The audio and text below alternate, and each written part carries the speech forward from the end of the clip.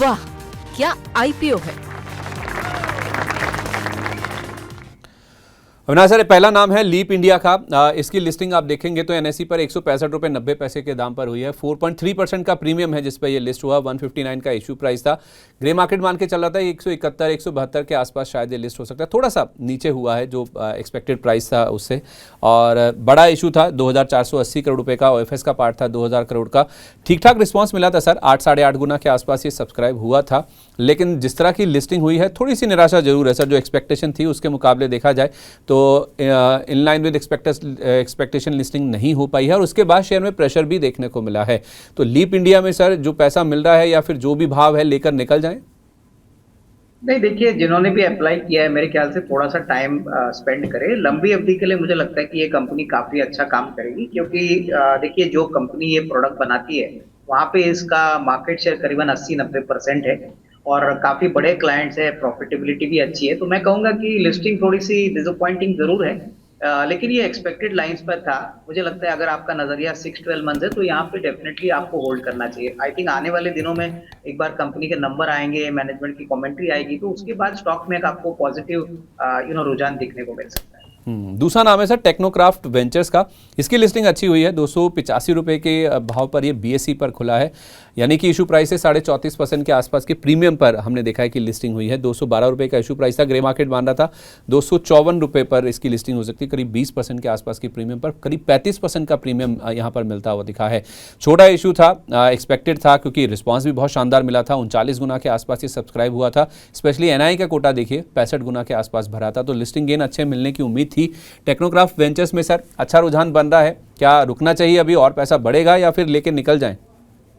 नहीं, I think मेरे ख्याल से थोड़ा सा मुनाफा वसूल करना चाहिए, क्योंकि 50% प्राइस, आईपीओ प्राइस से ये स्टॉक ट्रेड हो रहा है। और ऊपर से मुझे लगता है कि देखिए, ये वाटर स्पेस में ईएमएस वाली कंपनी है, तो definitely medium to long term prospects तो अच्छे हैं। लेकिन जिनको लिस्टिंग अलॉटमेंट हो गया है, एटलीस्ट एक 50% गेन्स प्रॉफिट बुक कर लीजिए और बैलेंस क्वांटिटी होल्ड करिए। ये भी कंपनी आने वाले साल में काफी अच्छा परफॉर्मेंस दिखाने का पोटेंशियल रखती है।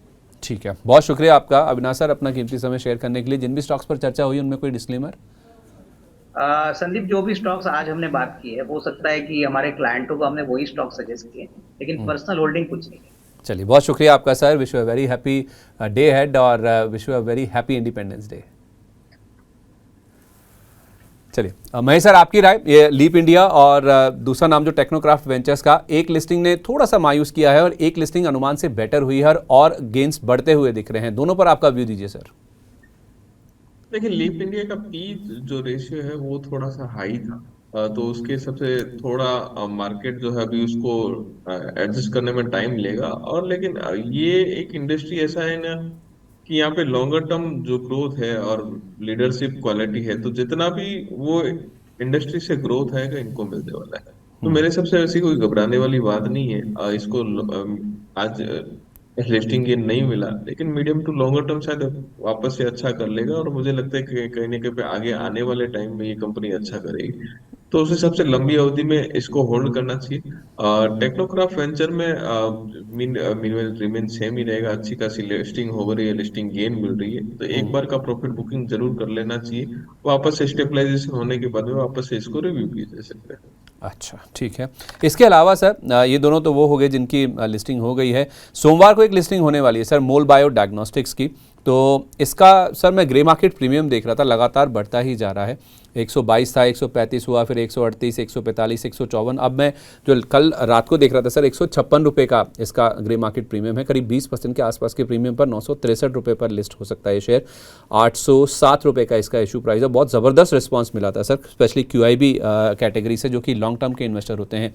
सर ये क्या बता रहा है QIB का जो सब्सक्रिप्शन है कि लिस्टिंग पर फायरवर्क्स दिखेंगे, और क्या और भी आगे एक्सटेंड हो सकता है ये मूव? देखिए, जिस हिसाब से कंपनी का प्रोस्पेक्ट है, थोड़ा और अपसाइड भी अपने को देखने को मिल सकता है। बट मीनवेल अगर आपको 20 पे 25% अगर मुनाफा मिलता है, तो एक बार का बुक कर लेना चाहिए, वापस से रिव्यू थोड़ा टाइम के बाद में करना चाहिए लिस्टिंग के टाइम पे, क्योंकि एंकर वगैरह का एक बार लॉकिंग वगैरह रहता है तो उतनी सप्लाई नहीं आती है, तो एक बार का अपसाइड जरूर देखने को मिलता है। तो अगर अपसाइड खुलता है, थोड़ा और अपसाइड मेंटेन करता है, तो आपको थोड़ा वेट करना चाहिए और उसके बाद में लिस्टिंग गेन बुक करना चाहिए। ठीक है, दूसरा नाम है सर धूत ट्रांसमिशन का, इनकी भी सोमवार को ही लिस्टिंग होनी है। 871 वाला सर ग्रे मार्केट दिखा रहा है कि ये 284 रुपये के प्रीमियम के साथ 1155 रुपये पर लिस्ट हो सकता है। बहुत ही शानदार, करीब 33% के आसपास का प्रीमियम यहाँ पर भी दिख रहा है। ये भी लगातार बढ़ रहा है सर, 259, 250, 276 के आसपास से बढ़कर अब ये 284 रुपये पर आ गया। तो हालांकि ये बड़ा इशू था, बड़े इशू में भी बड़ा ज़्यादा इंटरेस्ट देखने को मिला है। 74 गुना के आसपास ये भी सब्सक्राइब हुआ था। QIB का पोर्शन तो सर 212 गुना से ज़्यादा भरा है। क्या बिजनेस मॉडल सच में इतना स्ट्रांग है कि जब लिस्टिंग होगी, प्रीमियम पर भी होगी, उसके बाद भी बाइंग इंटरेस्ट देखने को मिलेगा? लोग चाहेंगे कि पोर्टफोलियो में रखने लायक स्टॉक है तो लेना चाहिए। ये मेरे हिसाब से ये टाइप के स्टॉक्स को पोर्टफोलियो में रख सकते हैं। जो रेवेन्यू बढ़ रहा है वो 30% ईयर ऑन ईयर ग्रोथ के हिसाब से बढ़ रहा है, और कंपनी काफी सारे प्रोडक्ट है इन हाउस बनाती है, जिसके कारण से उनकी जो कॉस्ट है थोड़ी लो आ जाती है कंपेयर टू इंडस्ट्री पे।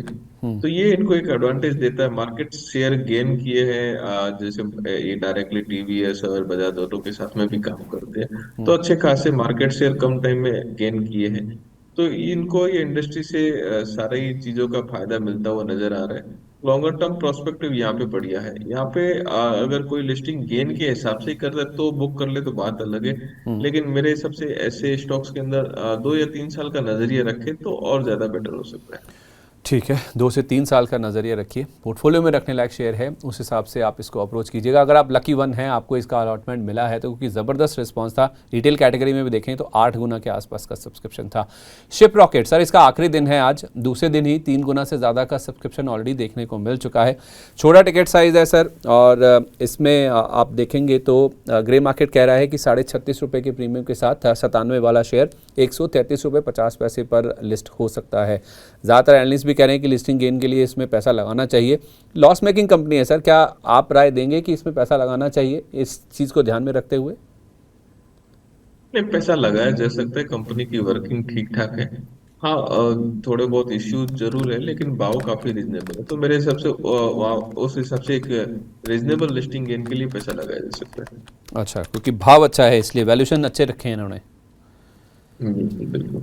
ठीक है, आखिरी नाम है सर बिहारी लाल इंजीनियरिंग का, इसका भी आज आखिरी दिन है। 2 गुना से ज़्यादा का सब्सक्रिप्शन इसमें हमने बनता हुआ देख लिया है दूसरे दिन ही, और ग्रे मार्केट कह रहा है कि 80 रुपये के प्रीमियम के साथ ये शेयर 365 रुपये पर 28% प्रीमियम पर लिस्ट होता हुआ नजर आ सकता है। सर, ये डार्क हॉर्स टाइप की कंपनी है, मतलब लिटिल नोन कंपनी है, लेकिन इसमें पोटेंशियल काफ़ी ज़्यादा है। ज़रा अगर आप इसका बिजनेस मॉडल समझा पाएँ और किस तरह का रिस्पॉन्स देखने को मिल सकता है लिस्टिंग पर, क्या 10, 15, 20% का पैसा बन जाएगा, या फिर जैसा ग्रे मार्केट कह रहा है 30% के आसपास की उम्मीद कर सकते हैं?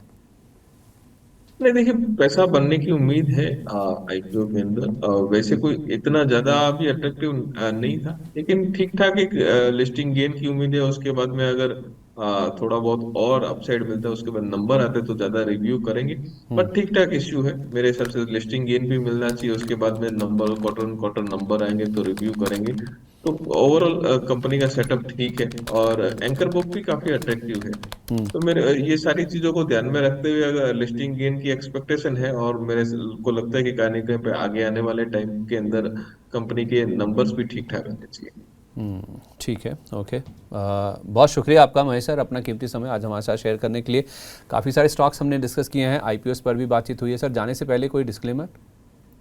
नहीं, मेरा पर्सनल कोई किसी में कोई बाइंग नहीं है, कंपनी के क्लाइंट के पास में रह सकता है। चलिए, बहुत शुक्रिया आपका sir, thank you so much. Wish you very good day ahead, और wish you very happy Thank you. Independence day sir.